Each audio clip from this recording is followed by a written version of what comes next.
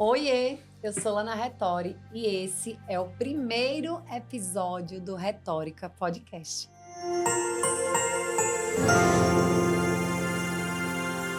Um podcast de conversas que cativam, onde o meu principal objetivo ao construir esse projeto é deixar um legado, é poder inspirar pessoas, é poder trazer para conhecimento de mais pessoas conversas e bate-papos que eu tenho de maneira informal com pessoas que são uma grande referência para mim e que me fazem continuar, me fazem seguir e me fazem aprender muito mais sobre negócios.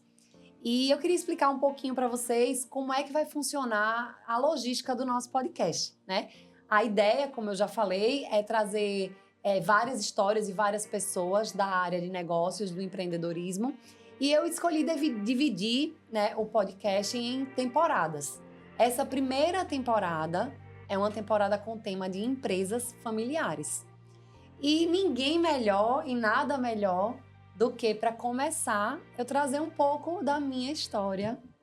E hoje está aqui comigo os meus sócios, meus irmãos, meus parceiros de vida, né, e de escolha, Fanny e Lulinha. Sejam muito bem-vindos. Já na abertura, eu já me emociono, mas trazer eles aqui não poderia ser um começo melhor. Então, eu proponho um brinde para descontrair. Sejam bem-vindos, Lulinha, Luiz e Fanny, né? Meus irmãos. E são pessoas aí que estão todos os dias comigo, que me fazem aprender, me fazem querer ser uma pessoa melhor e que me ensinam diariamente muito mais do que negócios, né? Sobre a vida.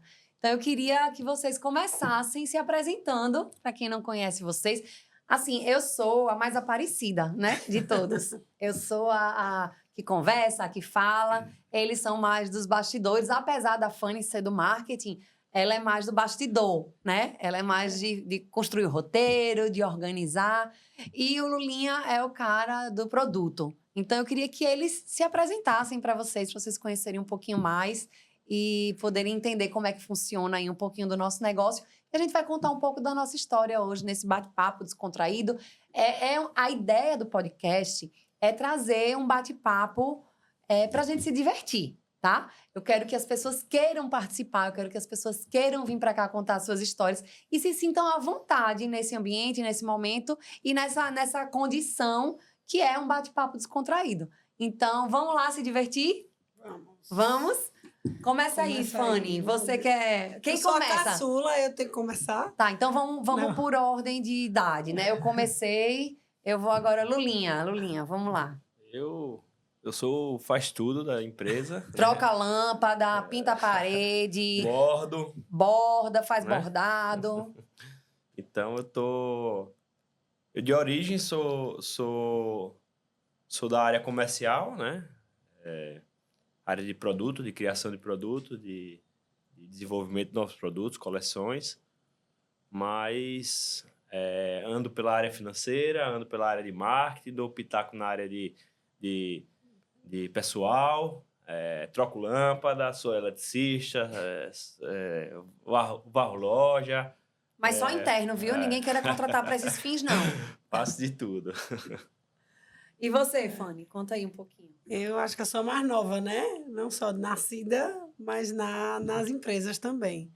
Eu sou gestora de marketing, de e-commerce, também troco lâmpada, também varro loja. Acho que a gente aprendeu desde muito cedo que a gente tem que fazer de tudo dentro de casa e das empresas. E é isso. Então, engraçado que assim, eles têm formações totalmente distintas. A minha formação eu sou administradora, né? E quando eu fui fazer faculdade, eu pensei em não escolher uma faculdade que já tivesse uma definição final. Administradora, eu vou administrar empresas. Eu me habilitei em hotelaria, porque eu falei assim, se nada der certo, eu vou administrar um hotel, eu vou morar no resort, eu vou viajar, eu vou por aí. E eu escolhi essa formação. Lulinha, fala um pouquinho da sua formação e de como você hoje atua nessa área, diferente da formação que você teve, mas como que isso agregou para os negócios, né? E Fanny também, eu queria que você falasse um pouquinho sobre isso. A minha formação é na área de marketing, só que eu passei o bastão para ela e hoje atuo exclusivamente na área de produtos. Mas vale salientar, né, que 100% das ações, das criações de marketing tem o dedo dele, Sempre tem. né? A gente às vezes vai a uma fonte, ele sempre... Então, assim, eu acho que é muito importante a gente deixar essa mensagem, né? Que a nossa formação, ela foi essencial para a gente estar onde a gente está, né? A gente trouxe muito do aprendizado que a gente teve na faculdade e que a gente usa até hoje, né? Princípios de administração que eu aprendi, acho que princípios de marketing que você aprendeu. E Fanny agora vai contar dela, é a mais inusitada, né? Eu digo que ele é o cara das ideias, né? Sempre quando a gente tá meio aperreado assim, precisa de uma boa ideia, chama o Lulinha que ele resolve. Eu sou formada em arquitetura, né? E passei muitos anos atuando na área, apaixonada pelo meu trabalho, mas há mais ou menos uns 6 anos eu mergulhei nas empresas e me encontrei na área de marketing, na área mais de comunicação, da comunicação visual, do visual merchandising. Então, também trouxe muito embasamento da arquitetura, né?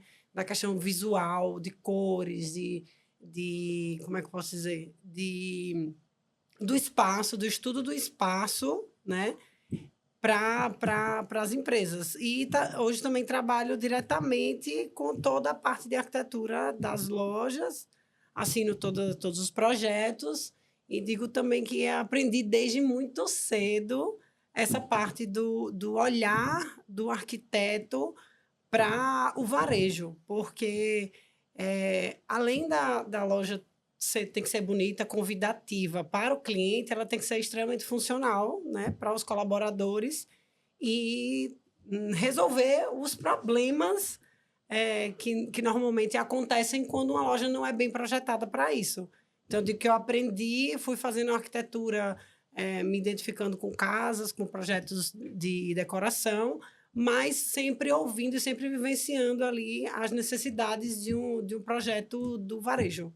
E a gente brinca, né, que às vezes você vai pedir um projeto para um arquiteto e aí vem aqueles lustres caríssimos, lindos, maravilhosos, que custam um rim, e aquelas, sei lá, aqueles mármores, sei lá, todas aquelas coisas caras. E desde que ela começou no primeiro projeto, a gente falava... Não tem dinheiro. Não tem dinheiro. Veja Tira uma coisa isso. Que seja um preço melhor, que seja mais funcional. E eu acho que isso fez com que você crescesse muito, Com né? certeza. E fez com que a gente também aprendesse muito com a funcionalidade e a beleza, né? Ela trouxe... ela fez uma pós-graduação em iluminação, né? Uhum. E ela trouxe todo esse olhar mais sensível da arquitetura para o varejo, né? A gente é daquele varejo raiz, de balcão, de colmeia. E aí, ela, aos pouquinhos, a gente tem uma resistência, né? Da mudança, porque é normal, o varejo...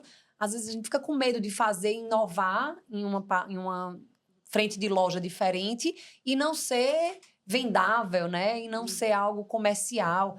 E essa visão dela, essa sensibilidade de poder trazer a sensibilidade da arquitetura com a funcionalidade que o varejo precisa foi e tem sido essencial aí nos nossos projetos. E eu digo que eu aprendi dentro de casa, realmente, porque você está ali projetando com ideias incríveis, maravilhosas, e às vezes não se preocupando com o preço ou com a funcionalidade, eu sempre tinha alguém de dentro de casa para me puxar e falar, não é assim, isso não vai funcionar, porque isso está fora do orçamento, ou porque isso realmente é só bonito, não vai ter a funcionalidade, tem uma manutenção cara.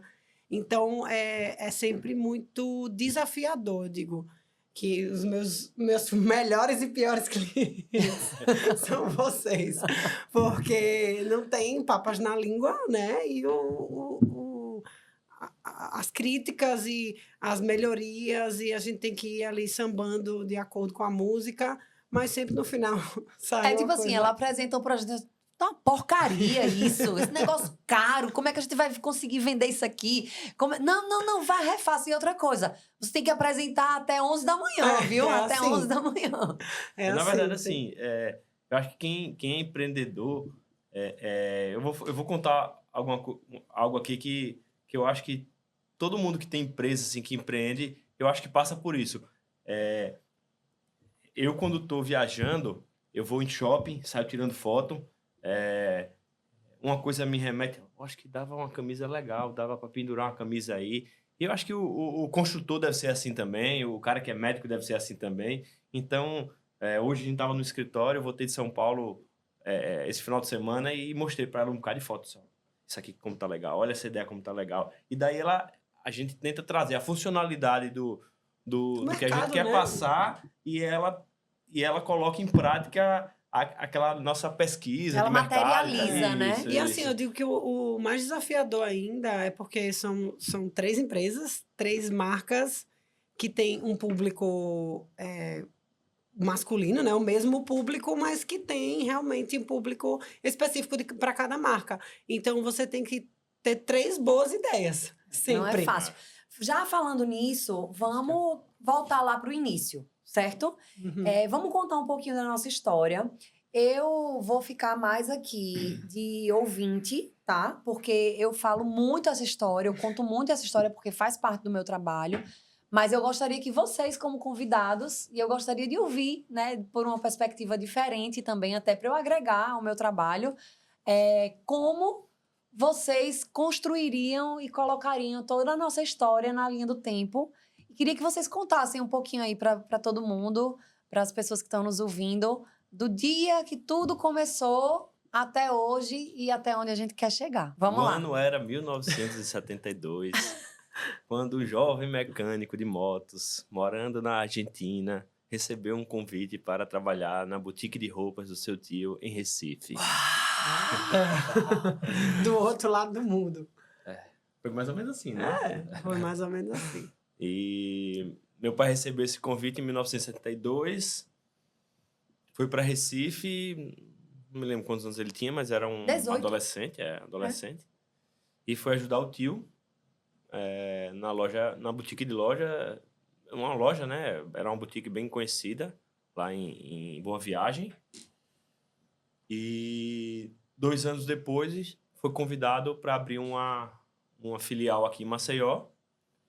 E ele veio para Maceió e começou a tocar. O tio tocava a loja em Recife e meu pai tocava a loja aqui em Maceió. Um parêntese, eu acho que tem que exaltar isso nele, que ele foi um grande visionário, né? Porque Não, ele foi demais. pioneiro. Demais. Então, não existiam boutiques específicas de roupa masculina aqui. Isso, e assim, acho também importante a gente contextualizar que era uma época onde a economia do nosso estado girava em torno da cana-de-açúcar e das usinas, né? Então, as pessoas que tinham um bom poder aquisitivo, elas iam buscar moda e roupas em grandes centros, como Recife, como São Paulo. Aqui em Maceió não existia uma boutique, como era chamada na época, uma loja, uma marca, uma referência de moda que as pessoas de poder aquisitivo da época conseguissem se sentir à vontade para fazer suas compras e para se vestir. O tio do nosso pai, ele trabalhava com o público classe A.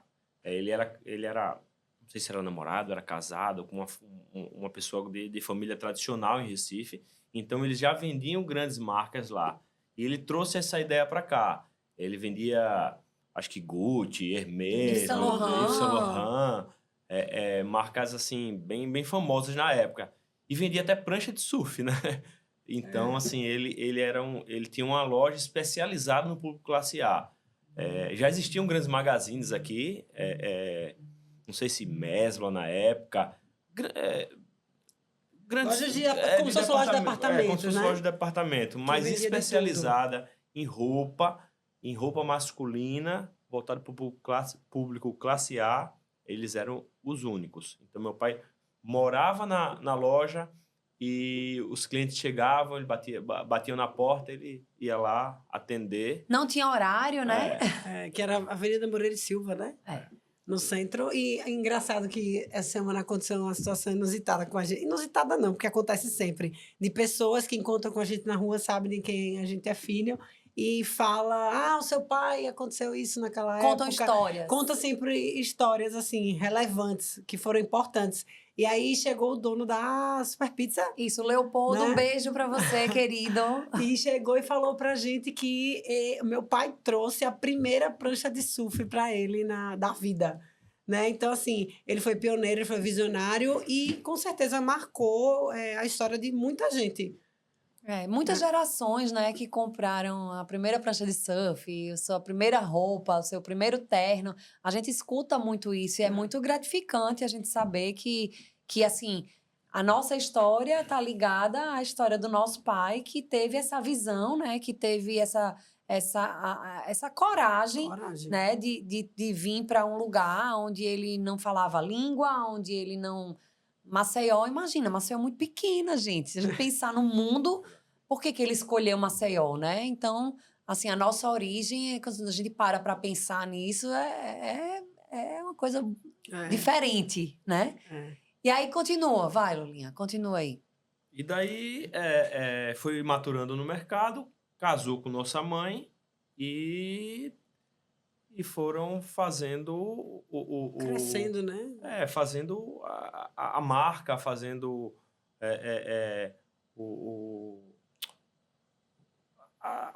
a sua clientela, né? E foi fidelizando a clientela cada vez mais. Nesse meio tempo, eu creio que o tio dele, acho que viajou, enfim, fechou a loja de Recife e voltou para a Argentina. Não sei o que foi que ele... Não sei se foi para o exterior, enfim... ele ficou com a loja de Maceió, decidiu tocar a loja de Maceió e ganhou vida própria e começou a fazer uma história da Ombre junto com minha mãe. E assim, vale também a gente lembrar que era um momento onde não existia concorrência, onde não existia cartão de crédito, onde não existia impostos, onde não existia uma série de meios de pagamentos. Era caderninho. Era o caderninho, era o bom e velho caderninho, né? Onde ele anotava, as pessoas iam lá, escolhia 10 camisas, ele botava o nome, o telefone e tchau. E quais as camisas ele escolheu, quanto era, e toda semana a pessoa estava lá, honrando, né? Era uma época onde a sua palavra realmente valia, onde você não sabia onde a pessoa morava, não tinha que fazer um cadastro, né? E que as pessoas iam lá e compravam suas roupas e deixavam no bom e velho fiado. Fiado. E criavam o verdadeiro relacionamento com o cliente. Né? Porque eu lembro, pequenininha, muitos dos clientes dos nossos pais eram amigos. Então, que eram clientes e viraram amigos. Então, a gente também tem muito embasamento dessa parte do mercado do varejo, de como tratar o cliente, de como receber o cliente, de como ir em busca do cliente com a história deles do início. Daí veio o grupo JCPM, que é do João Carlos Paz Mendonça, o pessoal do Bom Preço, veio e abriu o Hiper Bom Preço lá na Avenida Fernandes Lima. E aí foi a primeira loja dentro de galeria, um novo conceito de varejo. Foi que ano? Foi... Tu lembra? Não lembro. Eu sei que foi um grande case. Eu acho que foi 86, 87, porque logo em seguida, né? Veio o Shopping Guatemi, que 2 anos depois, foi construído em 89, né? Está completando 35 anos, agora completou, né? Acabou de completar 35 anos. E foi construído em cima de um mangue. Todo mundo dizia que o shopping ia afundar. E aí eu acho que foi uma das grandes dificuldades que nossos pais tiveram. Foi passar os primeiros anos. Acho que foram 20 lojistas. Todos na premiação. Todos os que estiveram naquele período e estão até hoje, eu acho que tem isso para contar que foram anos difíceis ali, né?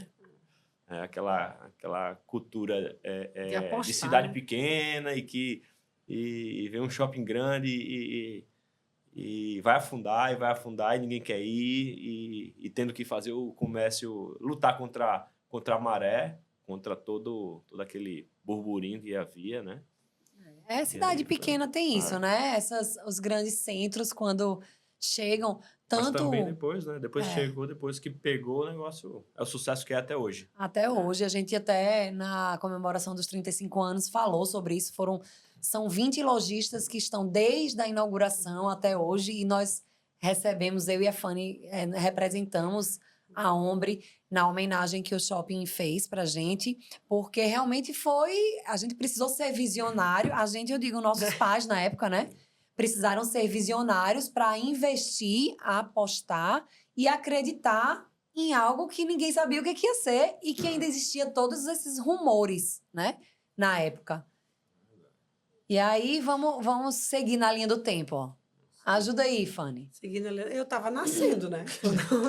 Tão jovem, Então, minha gente. eu vou contar o que eu escuto, né? Que a segunda loja foi a do... que era Iguatemi, do antigo Iguatemi. Na terceira. Terceira? Não, porque fechou do centro.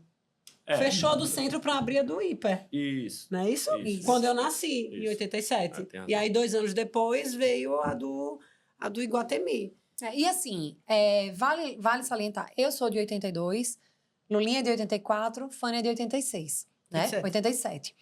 E aí, o que acontece? Era um momento onde nossos pais, a gente vivia dentro das lojas, né? Nasceu A gente dentro das nasceu, lojas. eu brinco que a gente nasceu dentro de estoque de loja. E aí, quando o Iguatemi inaugurou, eu lembro que os seguranças pegavam a gente no corredor e levavam a gente para anunciar. Não tinha isso antigamente? Aí anunciava. Criança, Qual é o seu fulano tal. nome? Eu dizia, eu não tô perdida. Ele, mas qual é o seu nome? Qual é o nome do seu pai? Lana, o pai, Luiz e a mãe Tereza está perdida aqui na administração. Venha, se dirija. E aí a gente conhecia todo mundo. Nós andamos no primeiro patins de gelo, né? Às vezes não tinha ninguém para entrar lá para comprar. Vem andar de graça para poder ficar a gente andando. Já com os princípios de varejo e de compras, né? O movimento gera movimento. E assim, era um momento onde a gente participava de tudo. A gente ficava, nossa brincadeira era ficar montando caixa de presente para poder embalar. E a gente gostava de ir e de frequentar as lojas. E a gente, desde muito cedo, viveu o trabalho dentro de casa, né? Então, nossos pais sempre levaram o trabalho para dentro de casa. A gente sempre misturou muito as coisas. A gente não sabia diferenciar muito o que era o trabalho, o que era o lazer da né? família, né? Sempre foi tudo muito interligado e permanece até hoje. Permanece assim. Né? Eu lembro, eu tenho muitas lembranças de quando eu era pequena, de almoços de domingo, em que sempre estavam se discutindo sobre assuntos da loja.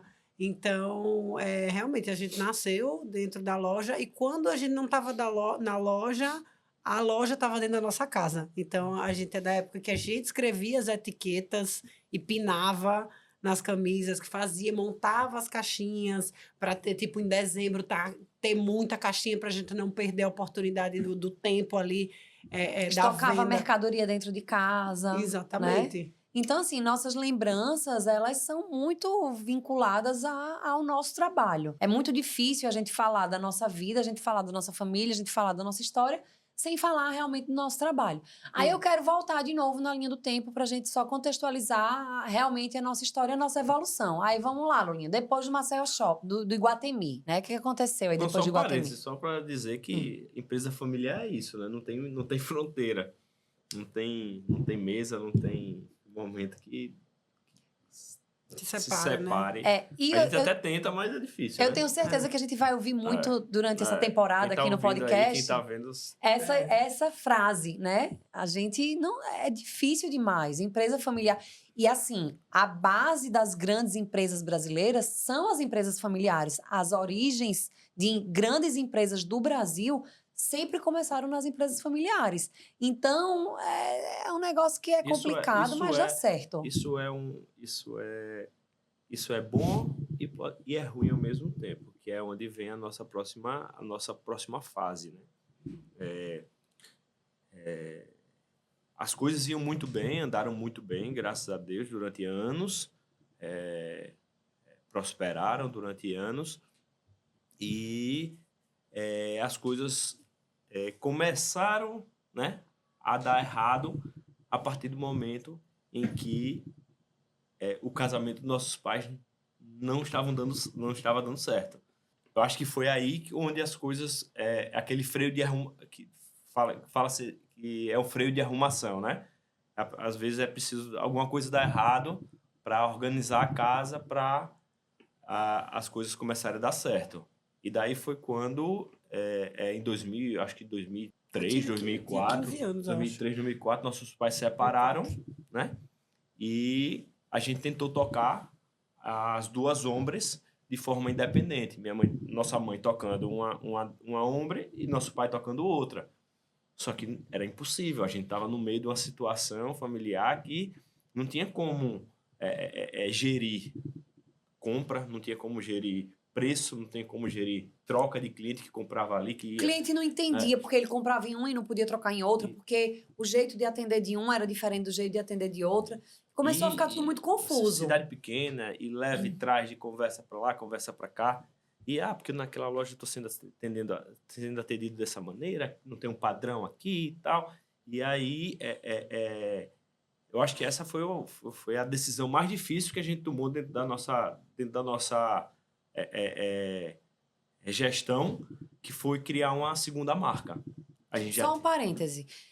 Vale a gente falar também que durante toda a nossa trajetória de formação, a gente sempre teve a oportunidade e o desafio de trazer o que a gente aprendia na faculdade para as nossas empresas, né? E aí a gente, às vezes, batia de frente com o meu pai, que era mais resistente, que dizia, não, se dá certo assim, se eu sempre fiz assim, vamos continuar fazendo assim. E, ao mesmo tempo, tinha o acolhimento da minha mãe, que aceitava e acatava as nossas sugestões. E aí ela dava um jeitinho de introduzir o que a gente estava dizendo que era melhor ser feito, para que o meu pai aceitasse, entendesse e introduzisse nas lojas e nas empresas um modelo de gestão diferente, uma atualização, coisas que a gente via na faculdade que a gente falava, não, tá diferente demais nas nossas empresas, não, a gente tem que trazer isso aqui. Não é possível que a gente faça desse jeito, a gente está aprendendo uma coisa e está vendo outra aqui. E eu tenho certeza que essa é a realidade de muita gente, né? No papel e no plano de negócio é tudo lindo. Na consultoria é tudo maravilhoso. E assim, é bom também ressaltar que meio que dá esses choques de gerações, né? Sim. Porque a geração eu digo de vocês, porque eu estava na escola ainda, quando vocês já estavam praticamente se formando. Tão jovem. E entrando nas empresas. Então, vocês traziam inovações do mercado, né, daquele momento, daquela geração em que eles estavam um pouco que engessados naquela geração em que eles aprenderam anotando no caderninho que não era mais assim. Né? Então, eu digo que a resistência, ela vem, mas se a gente souber driblar, como minha mãe fazia muito bem, ela driblava a resistência do meu pai e acreditava no que vocês estavam aprendendo naquela visão assim inovadora do jovem que está ali na faculdade, que está cheio de ideia. Nesse meio tempo aí, que a gente estava nesse dilema, nossos pais separados, duas ombres rodando de forma totalmente diferente, sem padrão.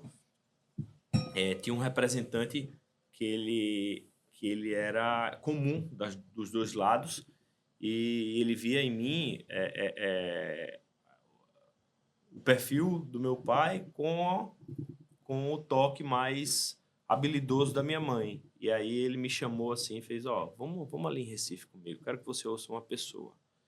E ele me chamou... É o Tom? Hoje tem 86 anos e ainda Olha, carrega a gente meu padrinho de casamento. ama o Tom. Eu quero muito que ele assista esse episódio. E eu queria muito poder trazer ele aqui. Ia ser massa, não era?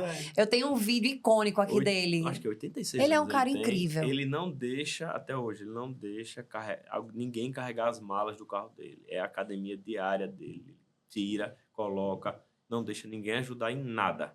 E daí ele me chamou e me levou em Recife e disse,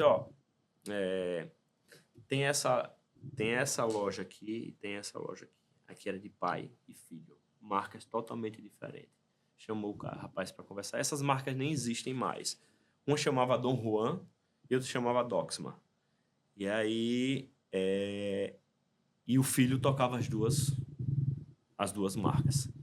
E aí ele chamou o rapaz, Alberto, o nome do dono, disse, ó, isso aqui é Lulinha, 17 anos, tá vivendo essa situação, isso, aquilo. E ele tá com medo de criar uma segunda marca.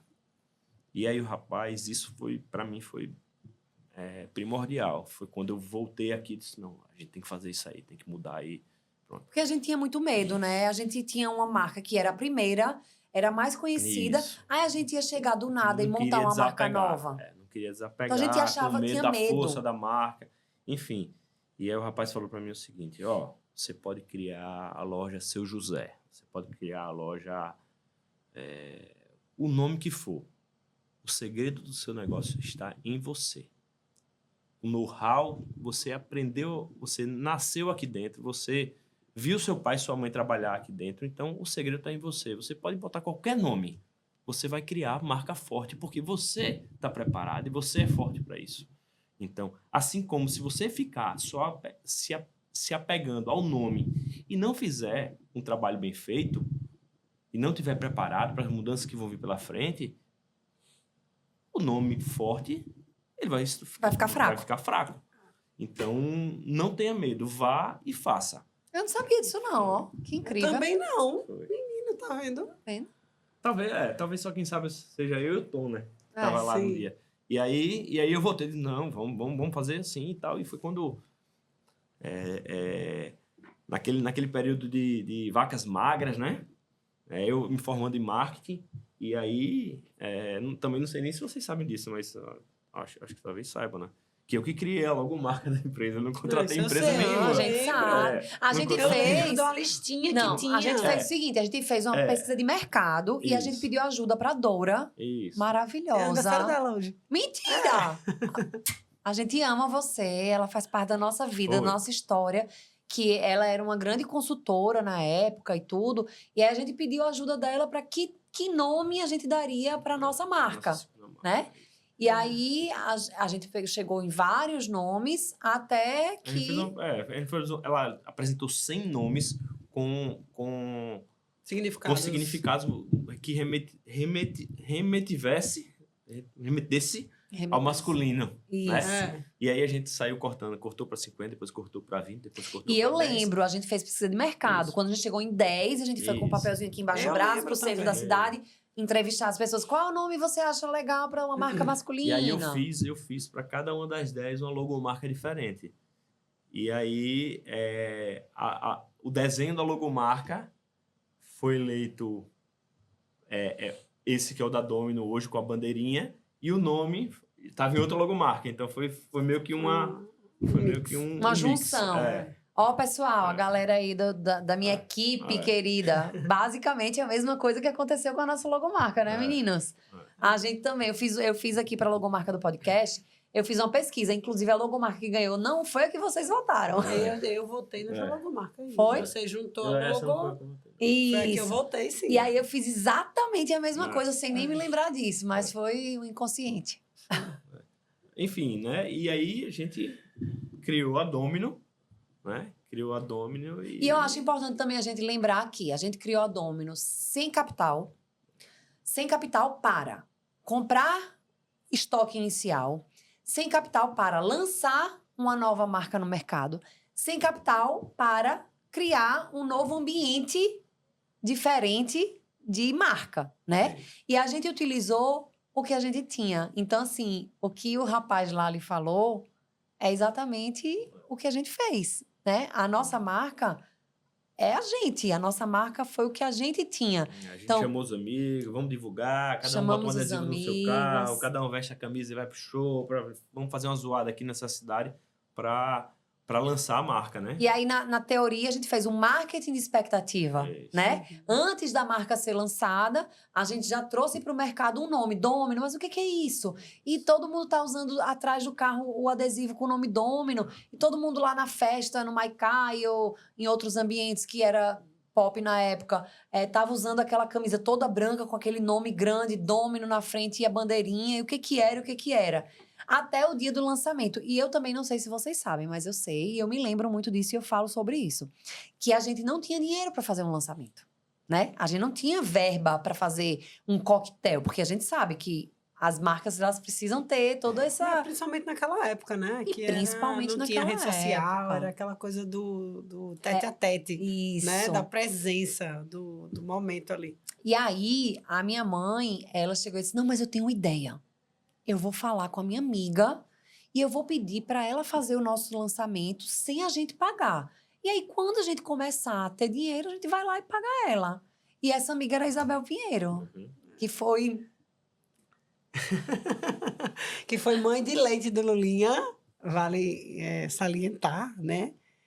E é uma pessoa muito especial Na nossa vida, em todos os participou momentos. Em todos os momentos especiais da nossa vida, esteve presente em todos os nossos casamentos, nas festas mais importantes, que hoje a gente, graças a Deus, tem condições, né, de poder trazer uma empresa maravilhosa, que eu quero aqui com a gente também no podcast. Isabel, Adriana, quero vocês aqui no podcast com a gente. Buffet Isabel Pinheiro, melhor, maravilhoso buffet de Maceió, que a gente tem um amor maravilhoso. E aí, a minha mãe falou com a Isabel falou, claro, nem precisa falar, nem precisa perguntar. E aí, ela colocou no lançamento da Domino o melhor cardápio que ela tinha e foi bombástico, né? A gente levou um monte de gente, foi lá no Hiper, levou um monte de gente. E assim, depois, quando a gente estava em outros momentos, a gente procurou ela e a gente nunca precisou pagar essa dívida, né? Então, assim... Ela é super especial pra gente. Eu acho que muito da construção da Domino foi isso, foi relacionamento, né? E minha mãe, ela tinha muito disso, de ser muito justa, né? Ela pregava muito a questão da justiça, que é certo e acabou, não tem mais, Doa mais, quem mais. doer. E do relacionamento com as pessoas. Então, eu lembro que teve também fabricantes que... no caso, não venderam, né, as peças, eles deram meio que em consignação para que a gente tivesse estoque na loja, para a loja estar abastecida, para poder ter o que vender, para depois que vendesse a gente pagar. Porque a nossa estratégia inicial foi uma multimarcas, né? Esse era um dos nossos receios, né? A gente vai lançar uma marca nova. Quem é que vai saber o que é Domino, né? As pessoas não sabiam nem falar o nome Domino. Às vezes a pessoa olhava assim, aqui é Domo, Dominó, Dominus. E aí a gente ficava nesse, né? E aí, já adiantando uma parte, para fixar o nome, a gente lançou um jingle que falava o nome Domino em 35 segundos. Eu acho que... D-O-M-N-O. Não. Era outro que era a música Domino, moda masculina, Domino, o que você... Multimarcas, né? Domino. Ela falava, no jingle de 30 segundos na rádio, ele falava pelo menos o nome Domino umas 10 vezes. Porque eu disse, o pessoal não tá sabendo falar o nome. Canta aí de novo, vai, o jingle, rapidinho, vai. 5, 4, 3, 2, 1, vai. Domino, moda masculina, Domino, o que você quer, Domino... Multimarcas! Alguma coisa assim, Era. Enfim, aí o pessoal começou a aprender a falar Domino, né? Mas até hoje tem uns que olham lá e falam Dominos. Essa aqui é a O pizzaria. povo pensa que a gente é dono da Domino's Pizzaria, adoro. Quantas vezes ligaram pra lá pedindo pizza? Não, aqui a gente vende camisa, não vende pizza, não. Mas enfim, era um do nosso medo, era esse. Receio de entrar com a marca nova e o pessoal não saber que nível de qualidade essa marca tinha. Na verdade, era meio que começar do zero, né? Isso. Porque a história e o nome forte que a Ombre já tinha ia sumir, ia desaparecer. Eu acho que a grande sacada do sucesso inicial da nossa marca foi justamente isso. A gente pegou a marca Domino e juntou com 3, 4 marcas de alto nível e que com preço, e a Domino com preço um pouco mais abaixo, onde você podia olhar o produto de grandes marcas como Aramis, Dudalina, High Steel e Fideli, que tem produtos de classe A, e comparar o nível do nosso produto.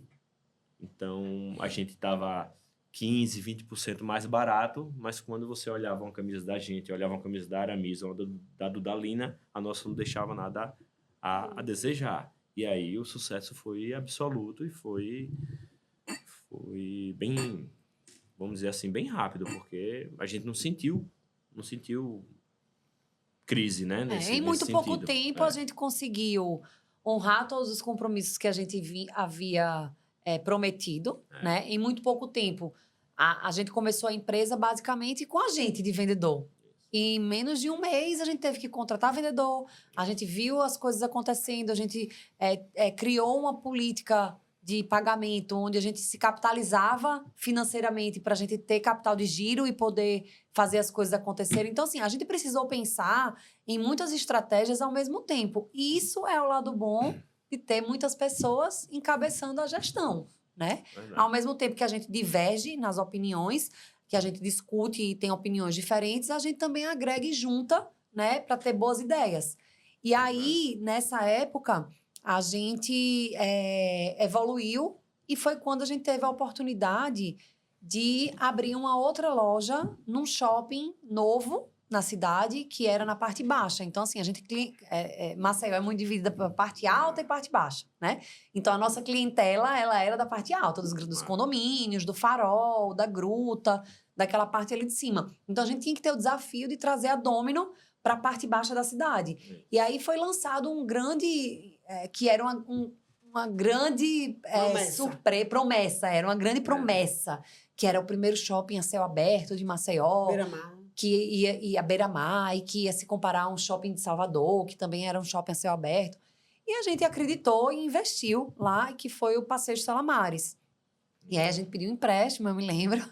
Pediu um empréstimo e aí... Não foi nessa hora, não. A gente não pediu empréstimo não foi? Hora não. Essa hora a gente tava surfando o nosso sucesso, né? Foi. Então, vamos dar o segundo passo aí, tamo bem, vamos dar o segundo passo. E aí a gente foi pro Passeio de Salamares, crente que a gente ia arrasar, né? E aí foi também... A vida de empreendedor é isso, né? A gente... Pula do penhasco e abre o paraquedas no meio do caminho. A gente vai levando porrada quando a gente menos espera, né? E lá, assim, a gente... Mas são nessas porradas que a gente aprende, né? A gente cresce, a gente vê onde é que tá errando e reavalia tudo. A gente parava lá e não entrava nenhum cliente dentro da nossa loja. A gente, meu Deus, o que é que tá acontecendo? Tudo que eu aprendi, tudo que eu desenvolvi não tá dando certo aqui, e ficava se perguntando, e Lana ficava lá no caixa de 10 da manhã a 4 da tarde, não entrava nenhum cliente, olhava para mim, eu olhava para ela, disse, putz, e agora, né? A gente ficou meio desesperado. E aí a gente tentou se juntar com os outros lojistas lá, para ver se a gente fazia algo coletivo, algo todo mundo junto, mas o negócio não fluía, não funcionava, não andava. Aí a gente teve, não, vamos fazer o seguinte, vamos tentar... botar a nossa cabeça para pensar na gestão e vamos contratar 2 vendedoras. Aí contratamos minhas lindas, queridas, adoro vocês, Fabiola, que até hoje eu encontro com ela todos os dias, né, querida? E a Larissa, que trabalharam com a gente. E assim, a gente achou que ia ser um momento que a gente ia conseguir botar a cabeça na gestão. A gente até teve boas ideias, a gente começou a vender em... Nossa, a gente lançou o Domino e Home. A gente ia atender os clientes em casa. Eu tinha um golzinho, botava os ternos dentro da mala do gol, ia lá para a Igreja Universal, parava o carro, abria a mala do carro, ia atender os pastores. Aí saía com... vendi 5 ternos, vendi 2 ternos, vendi... Só que os caras não tinham cartão de crédito, só porque eles... Era na promissória. Eles viajavam muito e eu ficava com medo de não conseguir não receber, porque eles só tinham promissória. E aí, a gente já tá aqui comendo pão que o diabo amassou. E ainda mais eu levar calote agora. Se eu levar calote agora que a gente quebra. Aí não vai dar. E aí a loja da nossa mãe lá, fluindo bem, mas sustentando a nossa, né? Eu disse, putz. Não, e nessa época também, assim, a gente ia lá, ia pra igreja pra vender pros pastores. E era, tipo assim, ele passava o dia inteiro... De manhã até de noite. Não, era o dia inteiro para vender, e quando vencia a parcela era o dia inteiro para receber. Para receber, então... E assim, revivendo o que os nossos pais faziam, porque eu lembro, eu pequenininha, indo com meu pai no Aldebaran, 9 horas da noite, levar roupa na casa de cliente, e às vezes ficava, jantava, e né? E a gente Botou- conquistou também um público da parte da política, né? Que é um pessoal que não queria muito ir para as lojas, então a gente ia nas casas dele. Eu me lembro que às vezes as esposas falavam comigo, aí eu, 10 horas da noite, quando eu saía da faculdade, eu ia lá também levar camisa, terno, ia para Paripoeira, enfim, ia para onde eles estivessem e a gente fazia tudo que fosse preciso para vender. Não, e eu lembrei agora nessa questão da igreja, as igrejas evangélicas, né? O pior de tudo é que quando você conseguia conquistar uma amizade, uma clientela com os pastores das igrejas, as igrejas iam e trocavam, mandava aquele cara lá para o Pará, mandava ele para o Rio de Janeiro e vinha pastor novo. Então você tinha que remar Começa o tudo de relacionamento. novo, tem que bater lá na porta, se apresentar de novo. Nossa Senhora! Deu muito trabalho, né? Nossa, mas Essa foi- tal de sorte dá um trabalho danado. E aí o que aconteceu? Nesse meio tempo, a gente viu uma oportunidade, né? E aí é mais uma lição de empreendedorismo. Porque é muito difícil você diferenciar a oportunidade do risco. Você tem que ter uma visão muito clara e, ao mesmo tempo, você tem que apostar. Mas para você apostar, você tem que ter bala na agulha. Isso, na verdade, sim, né? Eu cheguei à conclusão, né? Foi quando a gente sentou para reunir e disse, ó, não é possível, o problema não está na gente. A gente está fazendo o trabalho todo correto. O problema está onde nós estamos. Os 3 P's do marketing. Preço, promoção e praça. Às vezes você tem um ótimo preço e às vezes você tá E o produto. um produto maravilhoso, mas você não tá num bom lugar, que foi o nosso caso. E aí eu disse, não. Aí foi quando surgiu essa oportunidade, né? Andando no shopping, a gente tem que estar aqui, porque a gente já tinha loja lá, meu pai continuava tocando a Ombre, né? No Iguatemi, né? No Iguatemi, Era o único shopping, né? Isso, Filho, Maceió, na época. é inevitável vir para cá. Nós estamos fazendo o trabalho certo, nosso segundo passo tem que ser aqui. E aí foi quando a gente decidiu abraçar, né? Aí foi na hora que a gente pegou o empréstimo, né? Disse, ó, vamos pegar o empréstimo, seja o que Deus quiser, né? Vamos... E assim, também é importante, por exemplo, a loja que apareceu pra gente comprar era a loja na melhor entrada do shopping. A gente foi lá no shopping, se sentou e foi fazer uma pesquisa. A gente também não chegou lá no escuro, nas cegas, não. Mas a gente já vivia aquele Já ambiente. vivia. Né? A gente sabia que aquela parte do shopping era melhor, a gente sabia que aquilo ali era o... Disse, não, agora não é possível. Se eu tenho um produto, se eu tenho um preço, se eu tenho... Só falta O lugar. o lugar, o place, né? E aí Então, foi o meu primeiro projeto. Foi? Assim, assinado, né? Eu já era, acho que... Já era formada, né? Quantos anos? foi... Não sei. Essa informação de Enfim, data deixa pula. datas para lá. Mas foi o meu primeiro projeto assinado para a loja, foi do Maceió Shopping, no caso. E aí foi era mais um Iguatemi. desafio, né? A gente pediu o empréstimo, não tinha a opção de não dar certo. Era assim, a gente conversava, eu me lembro que a gente conversava e falava assim, mas e se não der certo? A minha mãe falava, não tem essa possibilidade. A possibilidade de não dar certo não existe, vai Tem dar que dar certo. certo. 2004. 2004? 2004. O único que eu me formei. 2004 a gente decidiu dar esse passo. 2003, desculpa. Não, 2004. 2004, outubro de 2004. Outubro de 2004, pegamos R$300 mil no banco. E aí a gente abriu a loja em novembro, acho. Foi novembro, por aí. Tem 15 anos que a foi por dona aí. está no Maceió Shopping, é isso mesmo. Foi por aí. Eu só sei que em fevereiro a gente conseguiu quitar o empréstimo. Juntamos o que a loja tinha dado ali em dezembro, juntou o que a loja... Não, e diga-se de passagem, foi um sucesso, Isso, né? não, foi... Pô, se em 2 meses a gente conseguiu pagar, é porque ela já chegou estourando. Pois é. E juntou as economias da loja da Gruta, junto com o que a gente tinha faturado ali. Eu disse, não, vamos se livrar do empréstimo. E aí foi eu acho que foi o maior... Divisor de águas. O divisor de águas e aquele alívio, né? Poxa, não é possível Eu tô fazendo tudo errado. Estou fazendo tudo errado. A gente desaprendeu e tal. E aí a gente tava dentro da mesma praça que a Ombre. Isso. Assim, sei lá, quantas lojas? Poucas. 4, 5 lojas depois era Era a Ombre que era administrada pelo meu pai ainda, né? 2005, E assim... E a gente ainda conviveu em harmonia até 2009, não foi? É. Até E 2009. assim, a gente também... É porque empresas familiares são isso, né? A história da nossa vida se mistura com a história do nosso trabalho. E a história da nossa vida, ela tem esse período, né? Foi um período difícil. A separação dos meus pais foi uma separação desgastante, complicada, complexa, onde todo mundo sofreu muito, onde todo mundo sofreu os impactos das escolhas que eles fizeram. E aí a gente ali convivendo diariamente no mesmo ambiente de trabalho que ele, a gente começou a observar que estava acontecendo alguma coisa muito errada na empresa dele, né? A gente ali tendo bastante sucesso num ambiente super acolhedor, que eu também quero aproveitar para agradecer, né? Acho que eu já agradeci várias vezes pessoalmente, mas publicamente é uma oportunidade que a gente tem. Acho que poucas e seletas pessoas investiram e acreditaram na gente, né? E muitas vezes, para uma pessoa investir e acreditar em você, não é preciso a pessoa lhe dar o dinheiro. Ela vai lhe dar confiança, ela vai lhe dar credibilidade, ela vai lhe Aquele dar empurrãozinho, né? Que você tá precisando, vai lá que... a oportunidade, né? E hoje, a Robson Rodas é um grande amigo da nossa família, é uma pessoa que a gente tem um apreço, um carinho, uma admiração. É um grande empreendedor, é uma pessoa incrível que eu chego a dizer que se não fosse ele, a gente não estaria onde a gente está.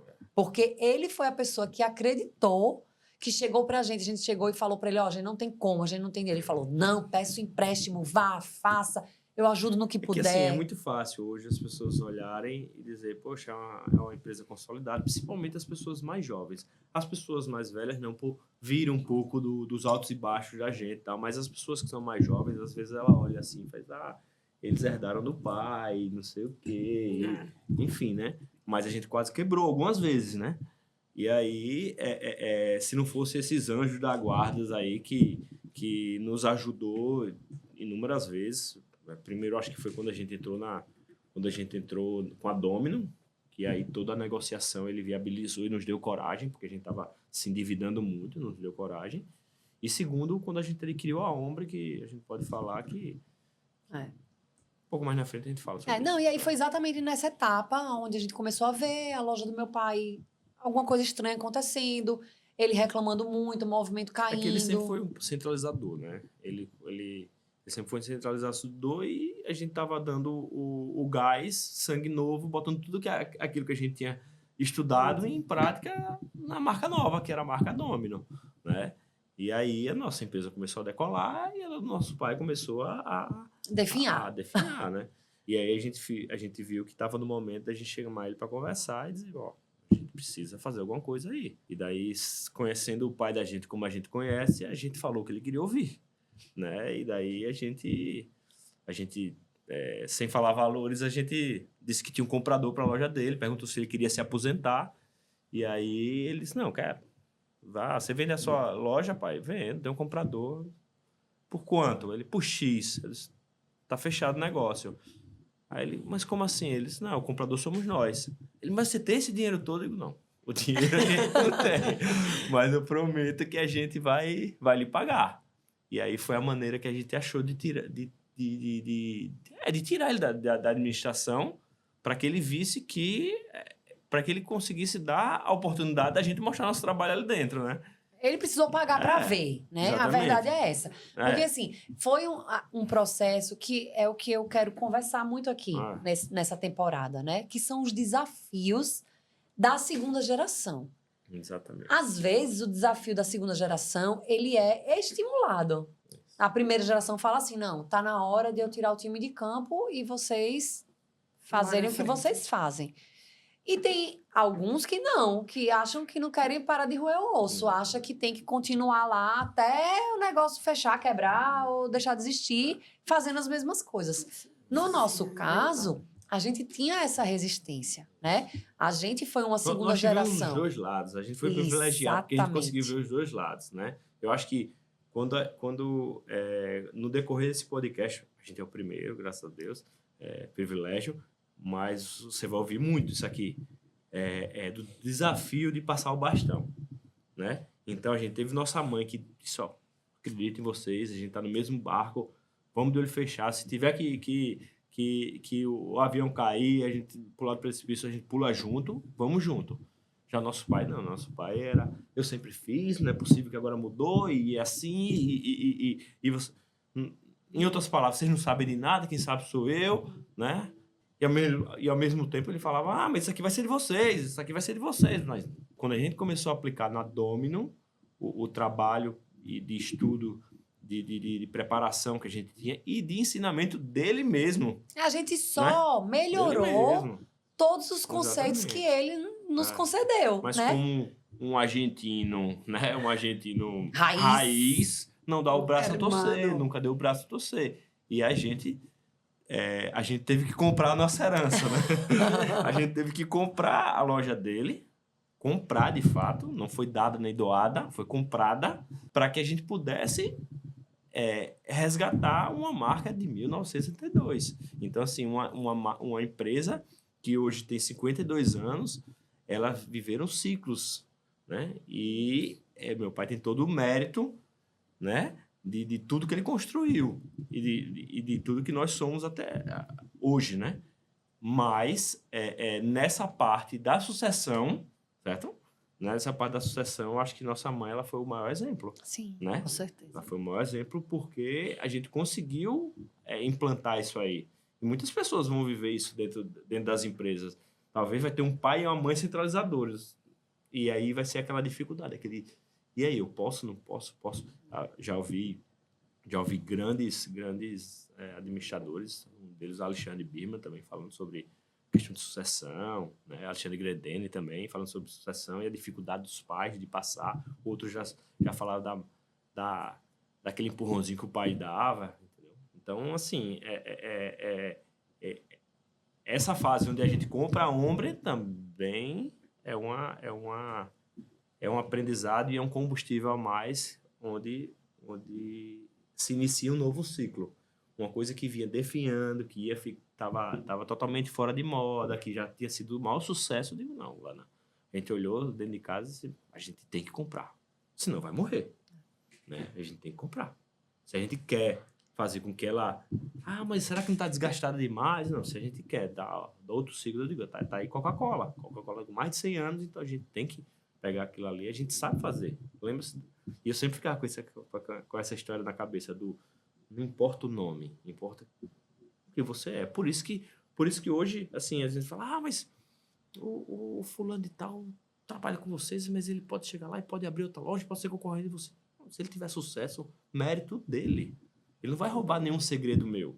O que tem nosso tá aqui dentro da gente. Ninguém vai fazer igual, né? Qualquer um pode sair e abrir qualquer outra. Se ele tiver sucesso, o mérito dele. Eu não vou ficar chateado porque o cara saiu e montou outra empresa. Eu vou ficar, pelo contrário, né? Vou ficar feliz, orgulhoso. Pô, eu ensinei esse cara alguma coisa, né? Com certeza. Então, assim, muitas pessoas têm medo e centralizam por isso. Centraliza porque tem medo que outra pessoa, sabe? Vai e pegue o seu segredo, né? E roube o seu pulo do gato.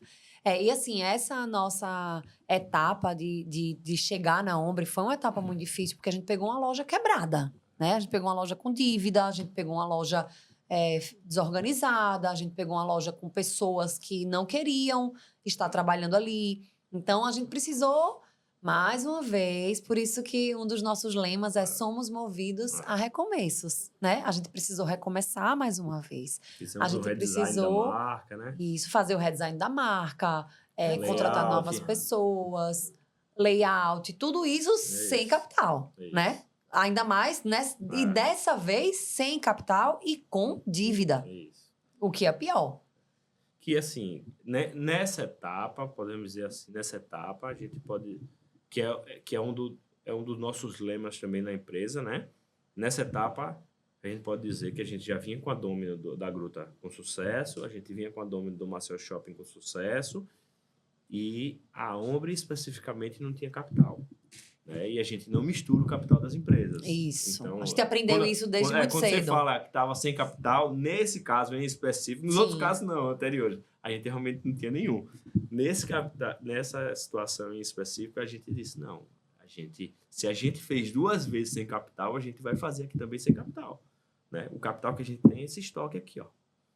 E aí a gente olhou pro estoque, tinha muita peça boa com mal apresentada. Então, aí... Acho que foi uma das nossas grandes lições, não foi? Eu tenho uma foto aqui que um dia eu vou mostrar essa foto, mas... Eita, bota aí, equipe, Não. resgata essa foto. Ainda não. Pro Tem nosso, uma foto de como eu peguei o estoque. pro nosso canal bombar. No dia que eu cheguei lá, como eu peguei o estoque. Não, a gente tirou mais de essa foto. 6 caixas de mercadoria variada. É. 6 caixas daquelas grandes, né? De mercadoria que não servia para nada. Então, assim, a gente aprendeu a ter um cuidado, a ter um carinho, a ter um apreço por cada milímetro de dentro da empresa. Quando eu vou fazer um processo de seleção, eu falo assim para quem vai querer trabalhar com a gente: eu estou entregando a chave da minha casa. Isso é a verdade. Porque as nossas lojas e a nossa empresa é a extensão da nossa casa, né?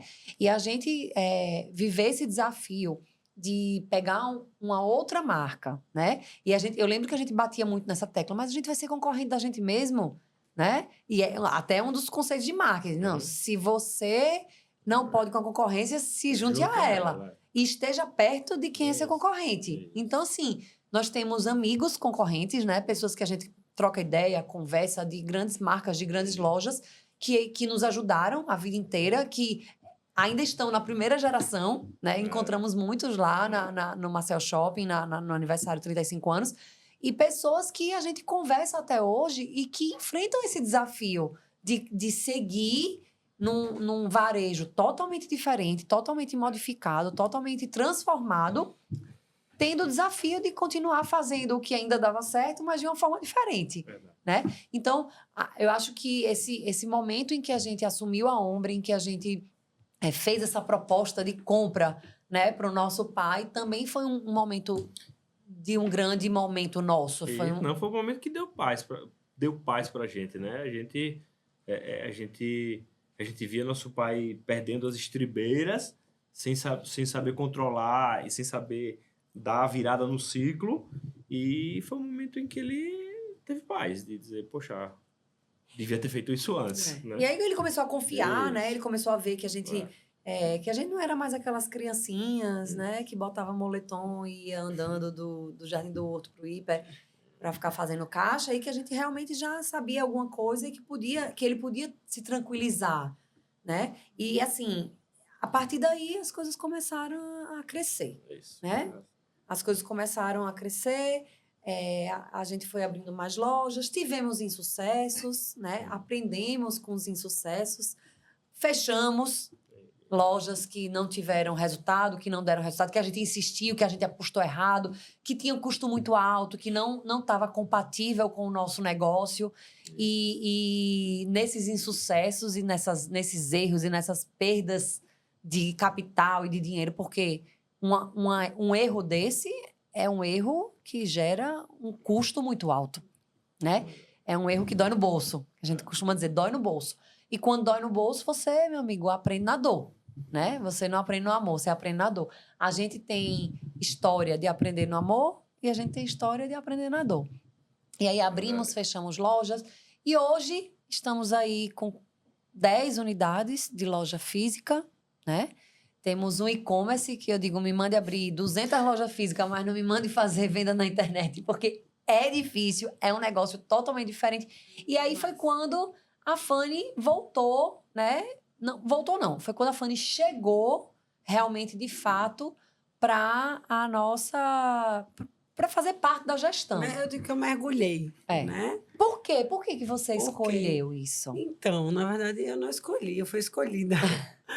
Porque, diferente de vocês, que fizeram uma faculdade focada já naquilo, né, da sucessão da empresa, eu fui para a arquitetura porque era o meu sonho, minha paixão. Minha mãe também sempre foi muito de impulsionar, né, os nossos sonhos. E eu tinha digo que eu tinha um dom com aquela coisa do trabalho manual. Então, eu lembro que quando vocês abriram a Domino na Gruta, foi a primeira vez que eu vivenciei uma reforma, um projeto, que foi com a Aline, inclusive, da família, e eu me apaixonei por aquilo. Então, me apaixonei mais ainda, e aí foi quando eu fui fazer a arquitetura. E depois de alguns anos de formada, trabalhando, atuando, mas sempre inserida nas empresas, né, na Domino, eu comecei a pensar um pouco mais sobre o meu futuro, um pouco mais do que eu via dentro de casa, daquela construção da família, da empresa familiar. E eu estava até pensando antes de Foi, vir para cá. rapidão, foi antes ou foi depois daquele curso de VM? Não, foi antes. Eu estava pensando quando eu vim para cá, quando foi que me deu o estalo, né? E eu lembro que quando teve o incêndio na Nossa. Domino do Maceió Shopping, que foi assim, um momento de. Foi uma loucura, né? Porque meu irmão chegou lá em casa, 5 horas da manhã, Não, abrindo a rapidinho. porta. 3 da manhã, meu telefone toca. Hum. Aí, Maceió Shopping, Operações Maceió Shopping, que tem no meu celular. Aí eu atendi o telefone, ó, preciso que a senhora venha até aqui, porque teve um imprevisto aqui na sua empresa. Aí eu liguei pro Lulinha na mesma hora, Lulinha, deu alguma coisa séria, vamos lá. E aí eu me lembro, a gente entrando no Maceió Shopping e a gente vendo a cena da loja.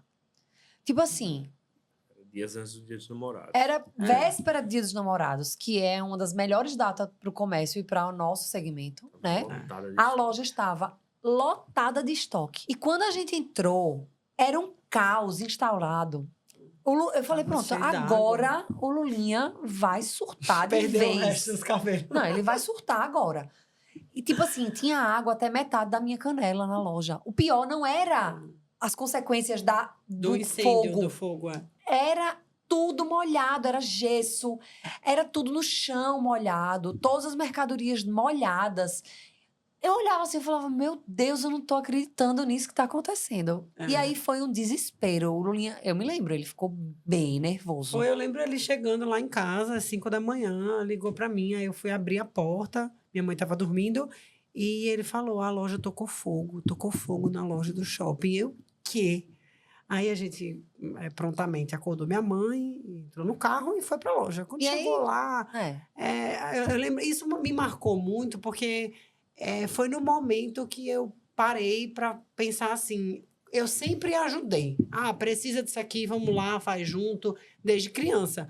Mas aquele momento do incêndio que eu vi ex-colaboradores chegando no shopping para ajudar a gente a pegar a mercadoria da loja, a fazer toda a triagem do que tinha para lavar, do que não prestava, do que ainda dava para ser utilizado, e aquele cheiro de fumaça nas roupas. Foi um grande, eu digo que foi um mutirão, né? Tinham, sei lá, tinham 20 pessoas ali dentro daquele. apareceu gente, eu não sei nem de onde. Eu também né? não sei nem de onde. Pessoas que já trabalharam com a gente, que estavam no shopping, que ficaram sabendo, que já estavam... Detalhe, né? Para as pessoas não acharem que nossa loja é uma gambiarra, né? Não. Foi um modem de internet que pegou Que fogo tocou durante a fogo. madrugada. É. Simplesmente derreteu e começou a pegar fogo durante a madrugada. Um modem de internet que ficava ligado às câmeras da loja. É. E E aí, mais, só não foi pior Não porque tem um Os modem de bombeiros internet. entraram. os bombeiros entraram na nossa loja e foram lá e sanaram o fogo, porque a gente tem visto, né, algumas histórias de empresas que pegam fogo aí nos últimos anos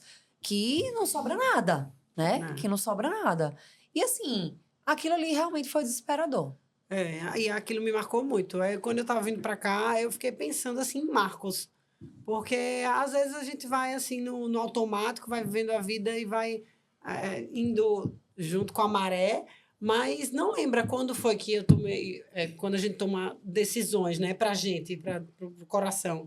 E eu acho que aquele momento do incêndio que eu realmente vi que existiam colaboradores que passaram por ali, pelas empresas da minha mãe, pelas empresas, por todas as lojas, e estavam ali de coração, porque realmente Faziam parte aprender. daquela história, né? Exato, porque estavam ali para ajudar, não era para nada, porque, enfim, estava ali realmente para ajudar, e eu fiz, não, eu preciso estar aqui junto para andar de mãos dadas aqui e realmente levar esse legado aonde der, né? Eu digo que o céu é o limite.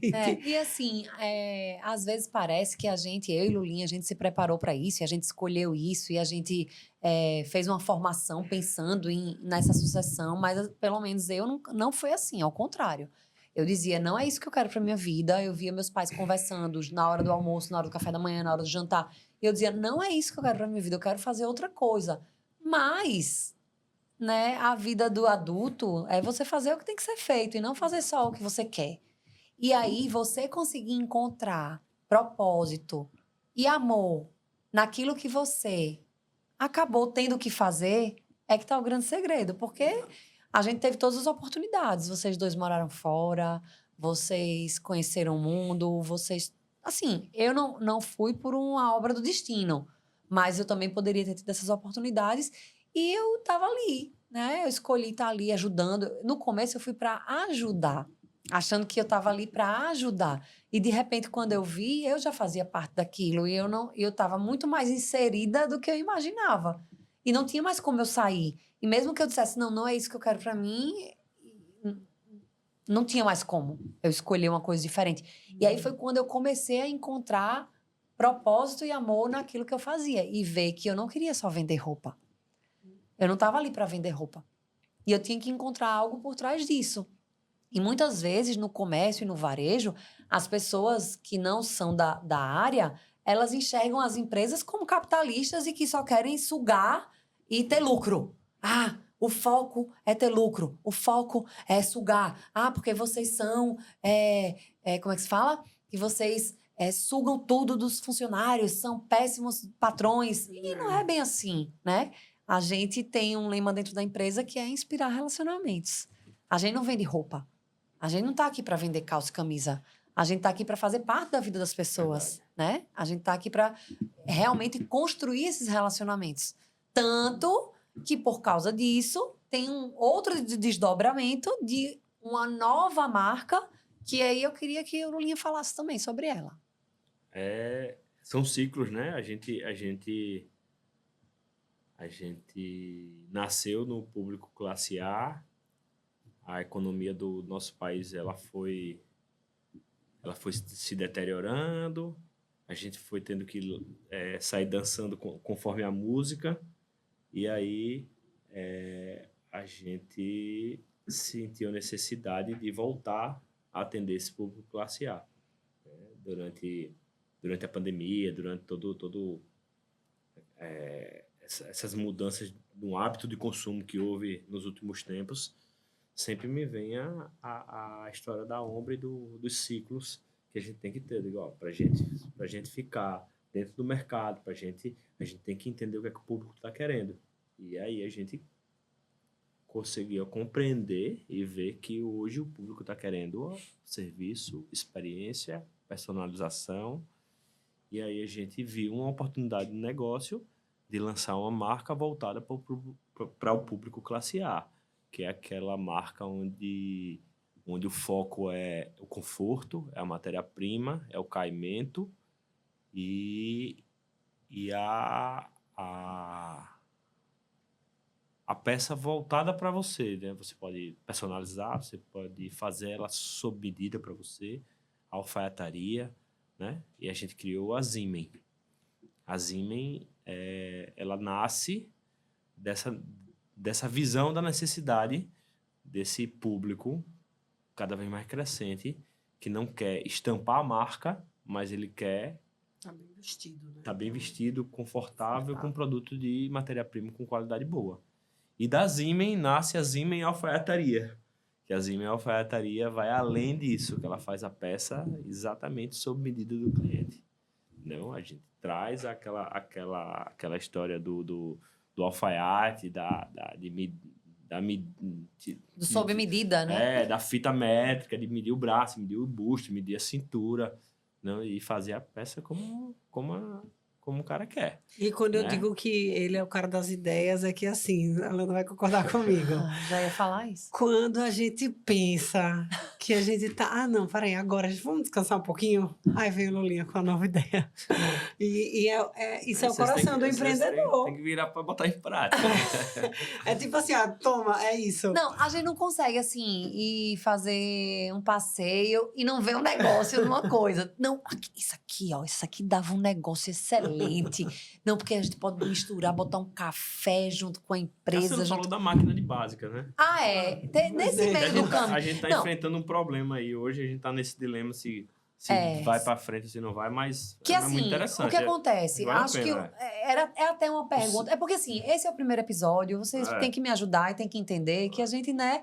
E aí é contar a história da pessoa, contar a sua história é complexo. Talvez até a gente possa dividir em dois episódios, não sei. Vamos É. pensar em alguma Mas coisa. é meia-noite. Mas assim, Cabe até o vinho. acabou até o vinho. Pois é, cadê? Tem mais sua garrafa? Bebi o não? vinho todo. Ele bebeu o vinho todo, Fica pelo pro amor de episódio Deus. 2. Enfim, uma das perguntas que a gente tem aqui no podcast é qual foi o momento mais desafiador do seu negócio, né? E aí, quando eu fiz essa pergunta, eu mesma já me respondi. Eu falei, cara, eu acho que não existiu no mundo, nem vai existir, espero que não, nada mais desafiador do que a pandemia, né? Pois é, eu Você já não acha? Eu já não acho. Não. Eu já não acho. E você acha o quê? Eu já não acho, porque eu acho que a pandemia, Foi pra graças todo a mundo. Deus, pegou a gente organizado. A gente fica com aquela é porque já passou também, né? Mas não, esse mas dia que vê fechou só, tudo. o Mas, assim, desespero de dizer assim, não, vou onde dizer... pode tudo desmoronar, né? Não, Onde o tudo pode desespero de dizer assim, desmoronar. você não pode mais funcionar. Não pode Mas é mais que assim, trabalhar.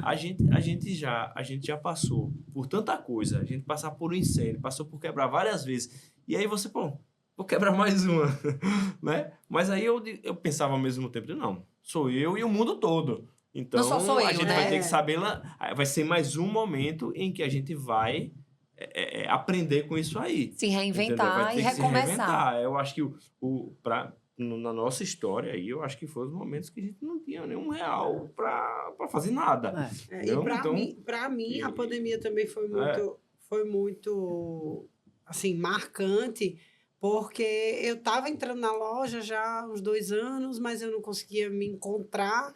E na pandemia, eu fui para a loja, eu comecei a vender pelo WhatsApp, sem nenhuma estrutura, não tinha catálogo, hoje que a gente tem, né? Aquelas mensagens As prontas. estruturas tecnológicas que existem hoje em dia, né? Isso, na verdade já existia, mas a gente não sabia usar porque não era necessário. Na verdade, verdade, não a gente era- estava planejado para, dali a 2 anos, Isso. a gente começar a entrar no digital. Exato. No nosso planejamento estratégico, a gente vislumbrava um período de 2 anos para a gente se aventurar de forma mais palpável no digital. E aí a pandemia chegou e a gente teve que E se virar teve que nos se 30. reinventar. Então, eu ia para a loja, as pessoas entravam em contato comigo, eu pegava o produto, eu tirava foto, eu mandava a foto para o cliente fechava e eu ia entregar. E o mais interessante dessa experiência é que eu recebia muito abraço. As pessoas faziam, obrigada, você resolveu o meu problema, uma camisa. Eu fui entregar porque era aniversário do pai, de não sei o quê. Mas assim, eu via muito disso, de você receber do cliente aquele carinho, aquela coisa, porque eu estava resolvendo o problema do cliente, né? Então, para mim, como a Fanny, que estava entrando ali, meio que sem saber o que fazer, foi o que mais me encantou. Lhe E tocou, que me né? tocou. E fez assim, a gente brinca, não lembro quem foi que falou isso, mas somos provedores de solução, né? Estamos pagando incêndio todo dia, Mas, toda assim, hora, o tempo inteiro. Mas a necessidade de sobrevivência que a gente teve nos nossos vários ciclos foi o que fez criar a máquina de básica. Né? Eu disse, peraí, eu preciso... A gente não tava pode tocar nas pessoas, conversando. as pessoas não podem vir até a gente. A gente precisa fazer alguma coisa para continuar vendendo. A gente tava no Se uma telefone farmácia um pode dia à vender, noite. Se uma Conte- farmácia pode vender, se um supermercado pode vender, por que a gente não pode vender camisa? Conte a história direito. A gente tava no telefone um dia à noite, eu me lembro, 10 horas da noite, a gente tava no telefone, eu e Lulinha conversando. E a gente falando assim, meu, vem cá, e aí? Como é que a gente vai fazer? Como é que a gente vai fazer? Como é que a gente vai fazer? Aí ele veio com esse insight. Que eu lembro Isso da é onde ele possível. teve. Não sei se você lembra, em Vancouver. Vocês foram me visitar. E a gente lá tinha uma lojinha. Não lembra, não? Não. Eu posso estar errando a cidade, É o mundo, a cidade do mundo. Mas foi em algum lugar que a gente estava andando e a gente comprou churros, cachorro-quente. Onde é isso? Isso foi em Amsterdã. Ah, Amsterdã, foi. Em Amsterdã. Que a gente chegou no meio daquelas ruelinhas lá Isso, e o cara era vendia o quê? Hambúrguer, sanduíche. né? Você O cara vendia botava lá sanduíche, croquete, botava uma moedinha assim, girava e tinha o uma sanduíche tava portinha. de... Exato. Se o cara consegue vender sanduíche Exatamente. numa máquina, por que eu não posso vender uma camiseta? Né? E daí foi quando surgiu. A gente conversou, a Lana, não, vamos botar um quiosque e tal, não sei o quê, só para vender camiseta. Eu disse, não, vamos além, vamos pensar em alguma coisa. E aí a gente teve que desenvolver essa tecnologia. Não, vamos fazer uma máquina de refrigerante, só que em vez de cair refrigerante, vai cair uma camiseta. E daí a gente tem uma loja na rua, né? Porque a gente caiu no azar de conseguir colocar a loja na rua em novembro de 2019, funcionamos 2 meses e logo em seguida veio a pandemia. E no meio da pandemia também a gente abriu uma loja, né? Em Arapiraca a gente abriu no meio da pandemia. Isso. E aí eu digo, pô, tô numa avenida aqui, tá todo mundo passando, tem uma farmácia aqui na frente. O pessoal para na farmácia porque tá vendo a camiseta ali do outro lado, por que não? Aniversário continua tendo. Presente todo mundo tem que continuar dando. Não vai dar pessoalmente, mas deixa lá na portaria do cara, né? E daí a gente fui a São Paulo, achei um cara que fizesse a máquina de essas máquinas de personalizar, não é de refrigerante, é vending machine o nome. Que não é... É vending machine, que você pode botar tudo. Aquela máquina de chocolate, sei lá, né? E aí eu digo, vamos adaptá-la para fazer uma camiseta e tal. Compramos 2 máquinas e aí colocamos uma no Maceió Shopping e outra na loja da Ponta Verde. Os clientes paravam para ir na farmácia, passava lá e comprava. Foi uma grande inovação tecnológica. E foi um sucesso no começo também e tal. Eu lembro que acho que no final de semana a gente conseguiu vender 60 camisetas por aí. Tem um número bem na cabeça, mas assim, foi bem bom no começo.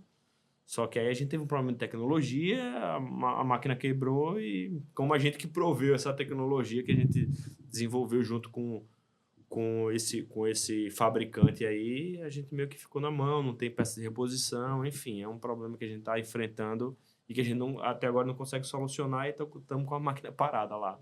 Mas aí em breve, quem sabe, a gente... Desafio, né? E outra. Desafio da vida. Às vezes a gente tem uma visão, quer, mas não consegue. E aí a gente vai... E assim, e aí nossa história é muito sobre isso, né? É muito sobre encontrar oportunidades, ver nas coisas oportunidades, achar que é uma oportunidade e apostar e depois sentir na pele se aquilo vale a pena ou se não vale, se é...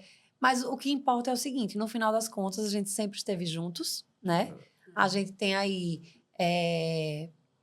Não é fácil, né? Uma empresa familiar, a gente mistura tudo, é hora de tomar um cafezinho, tá todo mundo conversando sobre um problema da empresa e a gente tenta separar. Coincidentemente ou não, o Lulinha se casou com uma pessoa também que é linda, minha cunhada maravilhosa, que estará aqui em breve. Também é de uma empresa familiar, então conhece todas essas dores, sabe como é que funciona. E a gente tá sempre nesse ciclo, né? Que a gente pode dizer que não escolheu, mas ao mesmo tempo foi o caminho que a vida nos colocou e que nos leva até hoje. E acho que a nossa história daria vários episódios, né?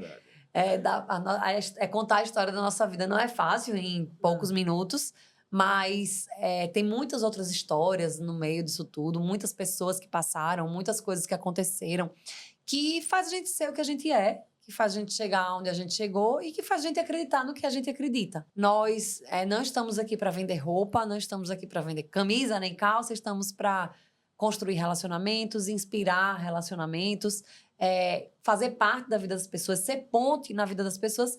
E esse podcast não é diferente, né? É mais um projeto meu que às vezes pode parecer que atrapalha os nossos negócios, mas que, por outro lado, é uma realização pessoal minha, é uma forma da gente deixar registrado toda a nossa história, o nosso legado, e que eu acho que nossa história pode trazer inspiração para muitas pessoas, como já traz, né? Mas que dessa forma a gente está falando para o mundo, né? A gente está falando alcançando muito mais pessoas. Então eu queria assim agradecer imensamente por vocês estarem aqui essa noite, vocês estarem aqui hoje junto comigo, por vocês fazerem parte da minha vida. Queria que vocês deixassem aí registrado uma mensagem final para quem nos assiste, para quem está aqui nos acompanhando, deixassem também as redes sociais das empresas de vocês e dessem um recado. Podem olhar para cá. É o @Vistas-Imen, Ombre Maceió e Usidômino, www.usidômino.com.br. Vão lá comprar, né? E a mensagem que eu tenho para deixar é que, assim, a sabedoria e a juventude, elas não caminham juntos, né? Mas que quando você está com aquela busca incessante de melhorar, de crescer, de evoluir, né? A gente vai amadurecendo e acho que a nossa mãe trouxe muito disso para a gente, né? Assim, busque sempre acreditar e ver lá na frente, de não desistir. E essa inspiração de como ela trouxe para o nosso coração essa vontade de viver, essa vontade de crescer, essa coisa de não desistir. Acho que para todos os empreendedores, para toda a empresa familiar, é uma mensagem positiva e que, assim, a gente precisa buscar realmente nas nossas relações e inspirações, né? E vocês, meus irmãos mais velhos, são a minha inspiração, a nossa união foi herança, né, da educação que nossa mãe, nosso pai nos deu, mas que a gente daqui para frente, não só na nossa vida familiar, né, como irmãos, mas nas nossas empresas, a gente prospere muito e o céu seja o limite, realmente. Obrigada, te amo. Eu acho que esse podcast, como outros podcasts que Nos inspiram. não, que fala da vida das pessoas, que você pode relatar um pouco da sua história, das suas dores, das suas vitórias, derrotas, etc. É muito importante, porque eu sempre... Eu sou leonino, mas em um determinado momento da vida eu preferi os bastidores do que os holofotes. Os leoninos gostam de holofote, né? E eu mudei um pouco, eu sou o cara do bastidor hoje, né?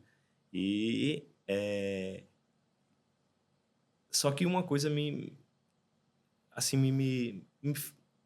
fez mudar um pouco o pensamento, que às vezes eu pensava que falar a sua história era alimentar o seu ego. E às vezes eu não queria contar a minha história e tal. Um certo dia eu fui chamado para dar uma palestra sobre empreendedorismo para os estudantes do Colégio Marista. E aí, por onde eu estudei e tal. E no final da palestra você vê o brilho nos olhos daquelas crianças e dizendo: eita, tio, lá em casa é assim também. Eita, que massa, eita, eu pensei que a sua história era só sucesso. E que interessante, meu pai tem a roupa da sua loja e tal. E assim, saber que você inspira alguém, saber que a sua história, a pessoa vai se identificar com sua dor, etc. Isso é muito importante. Assim como a gente lê livros e ouve coisas de grandes empreendedores e tal, acho que a gente, dentro da nossa nosso pequeno tamanho, nossa pequena humildade, eu acho que a gente pode inspirar algumas pessoas a dar um passo adiante. Nós somos consumidores de podcast, né? Nas nossas viagens aí para resolver coisas de trabalho, a gente sempre escolhe alguns episódios de podcast para a gente ouvir junto e a gente absorve o conhecimento e consome. Então, eu acho que é uma forma de absorver conhecimento muito legal, porque você pode ouvir quando você está no ônibus, quando você está no carro, quando você está na academia, quando você está cozinhando, quando você está tomando banho, quando você está fazendo várias coisas. E o conhecimento é algo que ninguém nos tira, né? E é muito legal ouvir você falar sobre isso, porque não é sobre ego. Não é sobre o que eu quero parecer ou como eu quero aparecer. é sobre realmente o que eu sou e como eu posso mudar a vida das pessoas com a minha história. E como eu posso minimizar os problemas que as pessoas podem ter contando as minhas experiências. E eu acho que é sobre isso, conversas que cativam, né? O nosso slogan aqui do podcast é Conversas que Cativam. Eu acho que a nossa conversa cativou muito. Espero que essa conversa possa chegar até você de forma como chegou ao meu coração, que esse seja o primeiro de muitos episódios que estão por vir, que a nossa história, que é a história da nossa família, que é a história da nossa vida, que é a história dos nossos negócios, possam inspirar vocês também. E eu queria agradecer. Eu ia propor um brinde, mas ninguém tem mais vinho, entendeu? Um brinde de água. Então vamos fazer um brinde de água. Um brinde aos meus queridos irmãos, à nossa história. Eu queria... Pessoal, pode pegar para mim a lembrancinha, por favor. Olha, você já sabia o que ele ia falar, Ó, né? como eu já sei o que ele vai falar, eu já vou dizer também o que eu tenho que dizer. É cocada, é muito famosa, todo mundo ama, é E disputadíssima. eu provei hoje de manhã, tá uma delícia. A Fanny provou, você não gosta, mas a sua esposa Já sussurrei aqui, eu ama. odeio um pouco. A sua esposa ama, então a minha cocadinha Vai pra pra você, Larinha. pra Dona Larinha, Patrícia. a minha princesa. E aqui você esconda, coma sozinha, com um cafezinho, esquenta um pouquinho. Quem foi que fez esse laço? Ah, esse laço, nem te conto, viu? Os dotes artísticos da família. Obrigada. Queria agradecer, muito obrigada por vocês estarem aqui, doar o tempo de vocês, contar a história de vocês, abrir o coração e até compartilhar comigo coisas que eu não conhecia, que eu não sabia. Acho que isso aqui vai ficar para nossa posteridade, que a gente vai poder mais na frente aí ouvir de novo esse episódio e ter mais história para contar. Chegamos ao fim do nosso primeiro episódio do Retórica Podcast, Conversas que Cativam. Espero que vocês tenham gostado, que vocês tenham se inspirado, que vocês tenham se sentido felizes em ouvir a história da minha família, da minha empresa, dos meus irmãos. E convido todos vocês a seguir esse perfil, a se inscrever no nosso canal no YouTube, seguir a gente no Spotify e comentar aqui quem vocês gostariam de ver aqui no podcast. Muito obrigada e até o próximo.